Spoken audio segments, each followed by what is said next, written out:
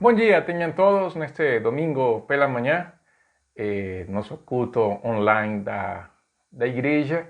Eu quero apresentar a minha sala, a sala onde eu comumente faço as minhas mensagens, minha pregação.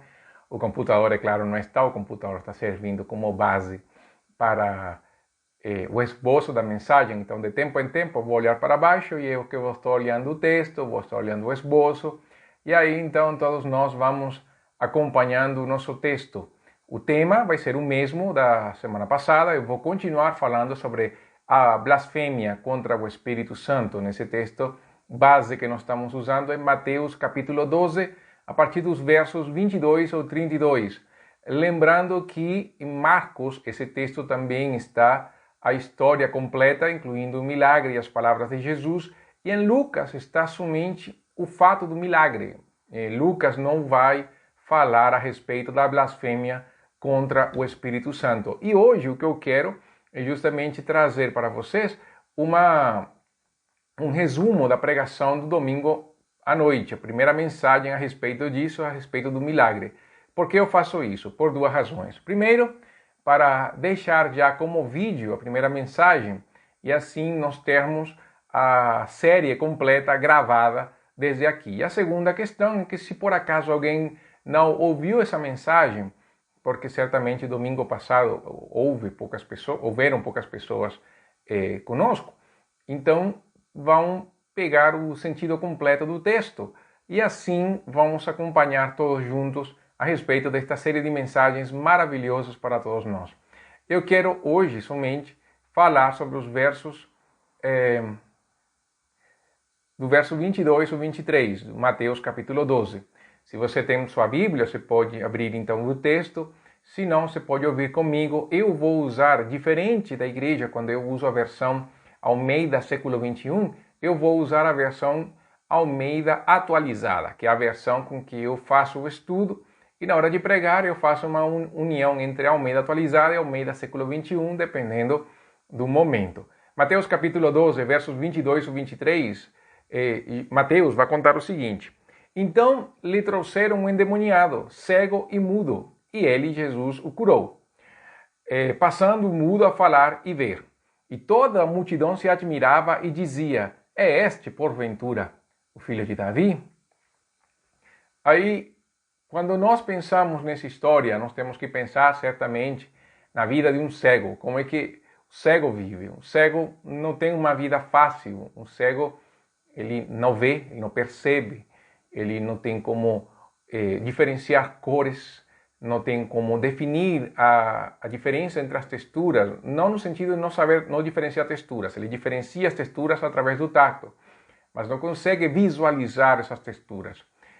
Um cego de nascença, por exemplo, nunca poderá identificar uma árvore, uma pessoa, não poderá desenhar, não poderá ver as cores. É uma situação bem difícil. Agora, neste caso, ele não é cego de nascença, ele é cego por uma ação demoníaca, assim como também ele está mudo por uma ação demoníaca. Mudo, uma pessoa que não fala, e uma pessoa que não vê, como nós temos certeza que ele ouve? Essa seria a pergunta que eu me fiz no momento da pregação, e é claro que essa pergunta não tem resposta. Nem Lucas, sendo médico, responde isso. Então, nesse vazio bíblico, é melhor a gente ficar justamente com essa dúvida. Uma dúvida que não gera absolutamente nada, não acrescenta nada ao nosso estudo. Mas é interessante ver como a Bíblia ressalta justamente duas questões básicas para a nossa existência: a visão e o falar. Isso é o que eu quero enfatizar hoje. Como Satanás certamente nos cega e nos deixa mudos, tanto para aquele que não crê, como para aquele que confessa Jesus como Senhor. Em ambos os casos, a ação de Satanás de cegar, impedir que a pessoa fale, tem suas consequências, diferentes, é claro, mas consequências, enfim. A primeira questão é sobre a cegueira. Satanás pode cegar, e cega, na verdade, o entendimento das pessoas. Nós vemos isso em 2 Coríntios, capítulo 3, verso 4. Paulo escreve justamente aos Coríntios a respeito das pessoas que não creem em Jesus.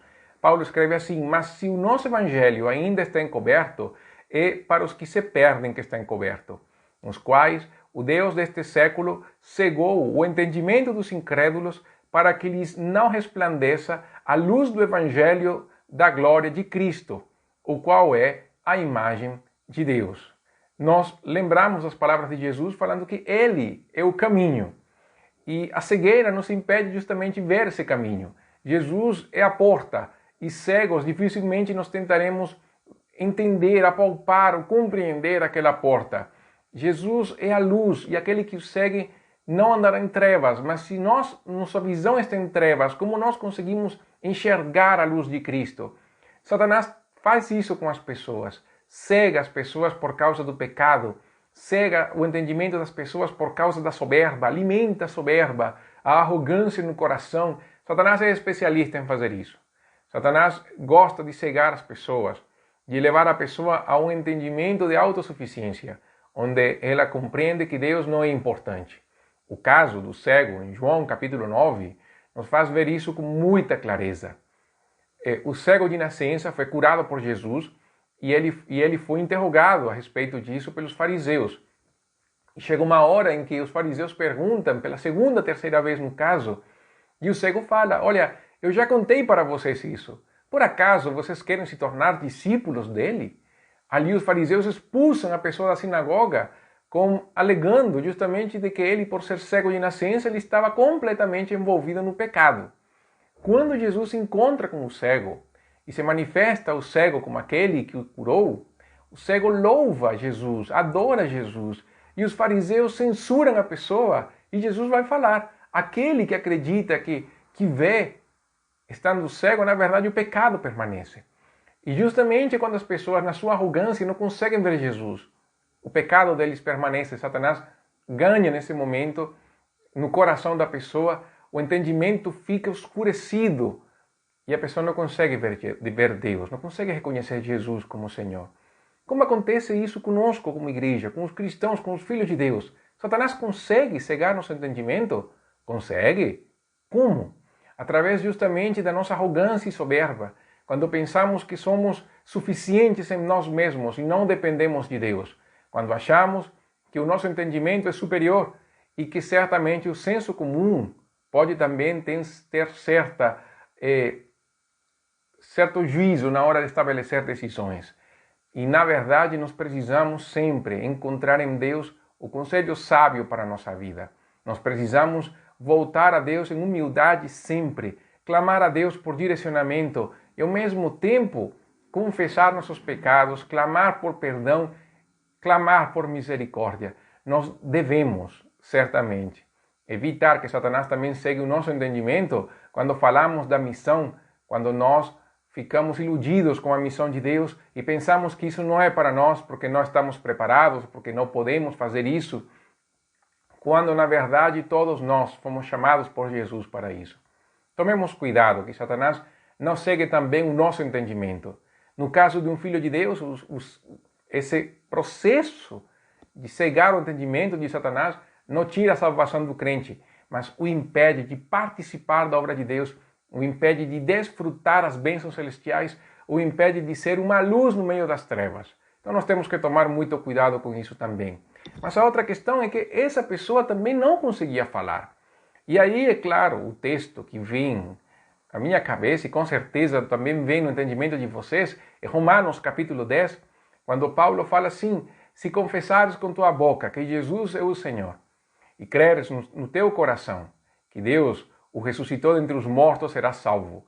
Porque com o coração se crê para a justiça, mas com a boca se confessa para a salvação. Romanos 10, versos 9 e 10. A importância de confessar. Paulo fala aos coríntios que ninguém pode confessar Jesus como o Senhor se não for pelo Espírito de Deus. É importante confessar, porque nós confessamos aquilo que cremos. Na Bíblia, confissão não é simplesmente dizer Jesus é o Senhor. Não é somente dizer isso. Confissão na Bíblia é aquilo que nasce do coração como uma crença legítima. É aquilo pelo qual nós vivemos, andamos e inclusive morremos. Confessar Jesus não é somente levantar a mão e dizer: eu aceito Cristo. Não, não tem a ver com isso. Confessar Jesus é entregar a Cristo a nossa vida e viver no senhorio dele. Mas que difícil é isso muitas vezes.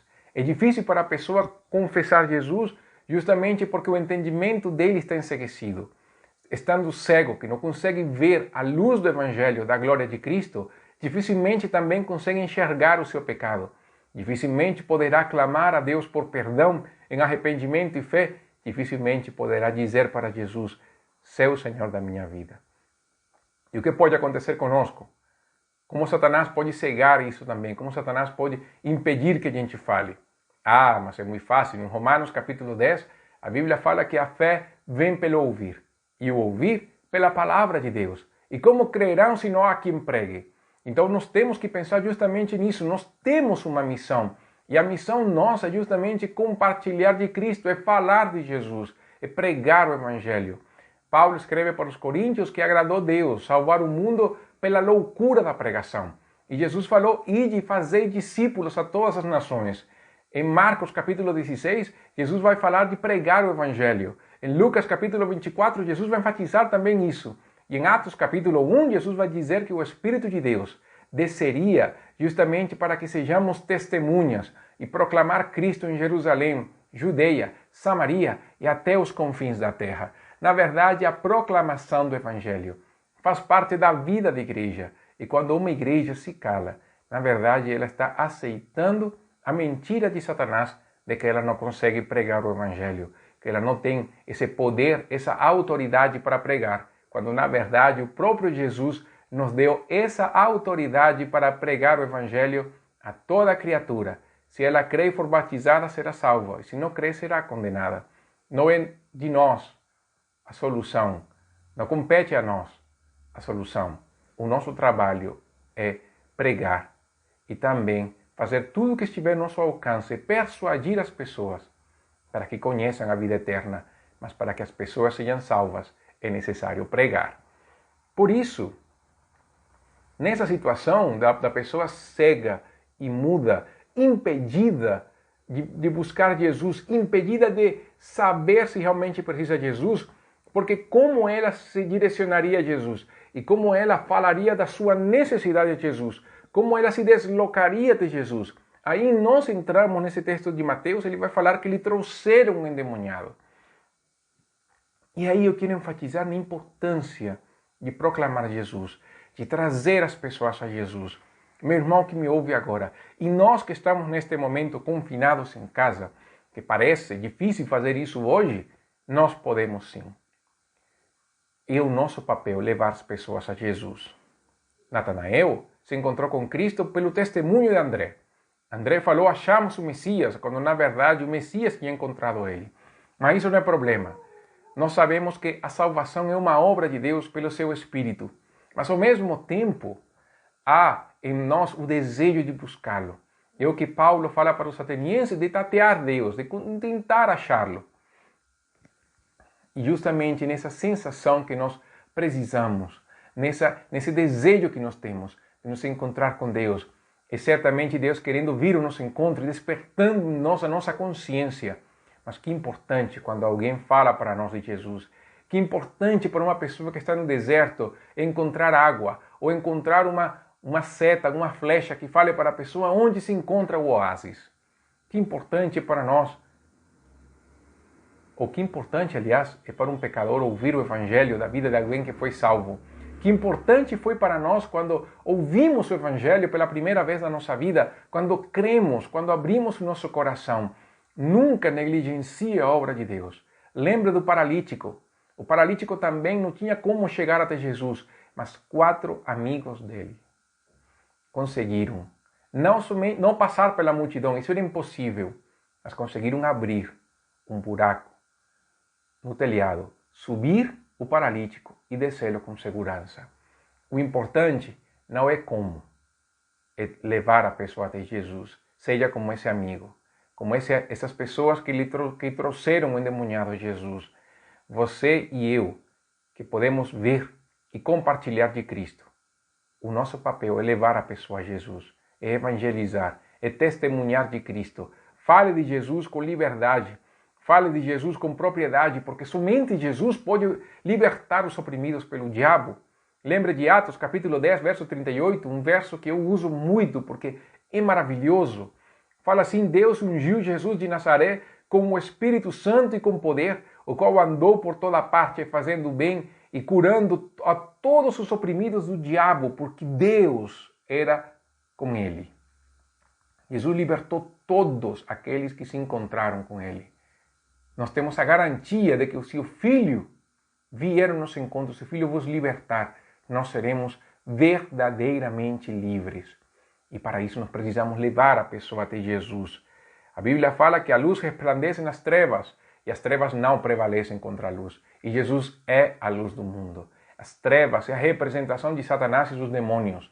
Quando Jesus está no meio, não há trevas que consigam se sobrepor, não há trevas que conseguem prevalecer, mas Cristo tem que ser proclamado para isso.